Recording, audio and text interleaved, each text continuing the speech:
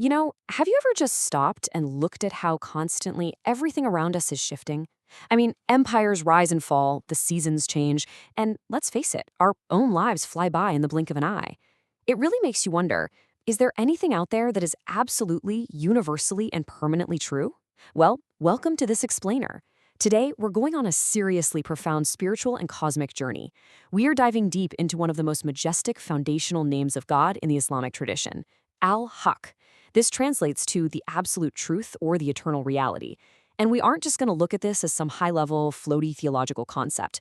We're going to unpack how this reality literally shapes the physics of our universe and the everyday choices you and I make. Okay, let's get right into it. Everything we're exploring today, beautifully detailed with pictures, is pulled directly from Minhaj Tarbiyat al-Muslim.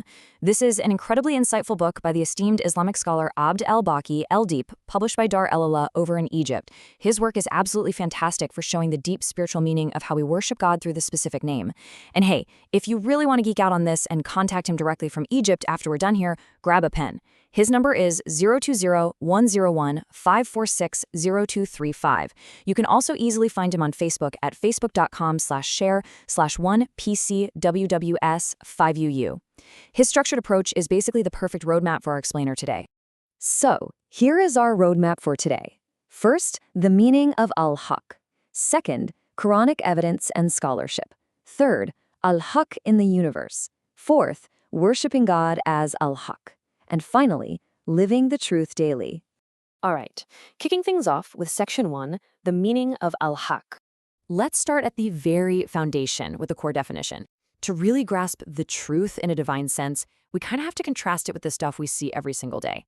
In Arabic, the word haqq is the literal absolute opposite of falsehood. But when we apply it to God, Abd al-Baqi el-Deep explains something mind-blowing. Al-Haqq means the eternal reality that has absolutely no prior non-existence and zero future non-existence. Just think about that for a second. Literally everything you interact with, your phone, your house, your own body, it was all nothing once, and one day it's going to be nothing again. Our entire material world has an expiration date. But Al-Haqq, that is the one reality that never changes, never fades, and never ends. It is the single, true, independent existence. To really hammer this philosophical idea home, the source text pulls in a quote from the famous classical Arab poet, Labid. He hit the nail on the head when he said, "Is not everything besides Allah false, and every enjoyment inevitably fleeting?" Now, when he says false here, he doesn't mean life is some fake illusion like a dream. He means it lacks permanence. It's temporary. Any joy, any power, any massive structure built by humans, it is all inevitably fleeting. At the end of the day, only the Creator remains. Moving right along to Section 2, Quranic evidence and scholarship. Let's look at how this fits into the actual theological foundation of Islam. This isn't just a descriptive adjective. It's a massive, fundamental pillar of faith. Get this. The specific name Al-Haqq is so absolutely crucial that it shows up in exactly 7 distinct places in the Holy Quran. That really tells you just how central this name is to understanding who God is.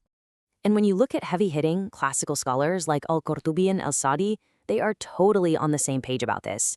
They define Al-Haqq as the one who is truth in his essence, in his attributes, and in his existence. Scholar Al-Sadi explains it brilliantly. He says God's existence is the only existence that is necessary and self-sustaining. Everything else, it only exists because he actively sustains it. Seriously, if he were to stop sustaining the universe for even a millisecond, boom, the whole shebang collapses back into nothingness. So that brings us to a really fascinating question.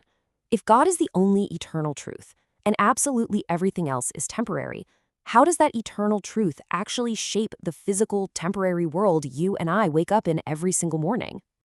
Which leads us perfectly into Section 3, Al-Haqq in the universe.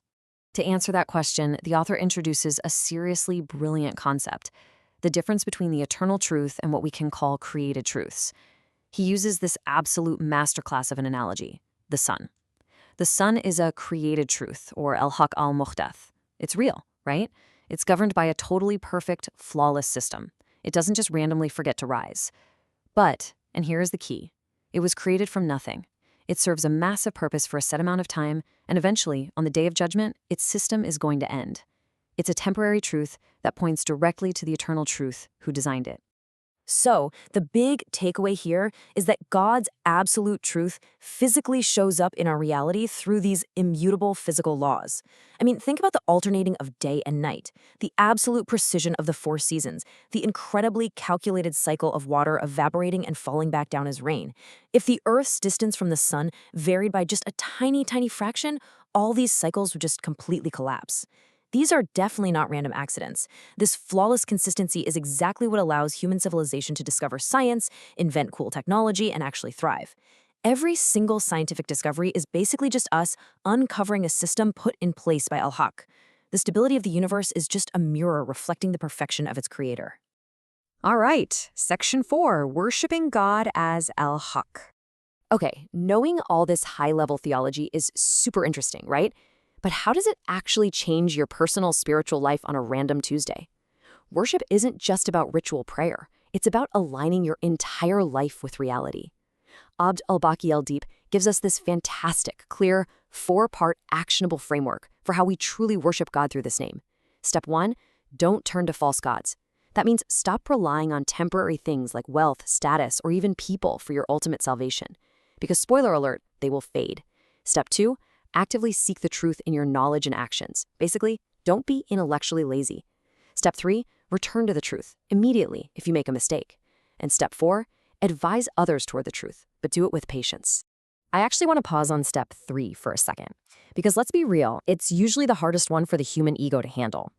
The text highlights this amazing historical letter sent by the second caliph, Umar ibn al-Khattab, to a judge named Abu Musa al-Ash'ari. Umar wrote, "Do not let a judgment you made yesterday prevent you from returning to the truth today." Wow. Admitting you were wrong and changing your mind because new evidence showed you the truth is absolutely not a sign of weakness.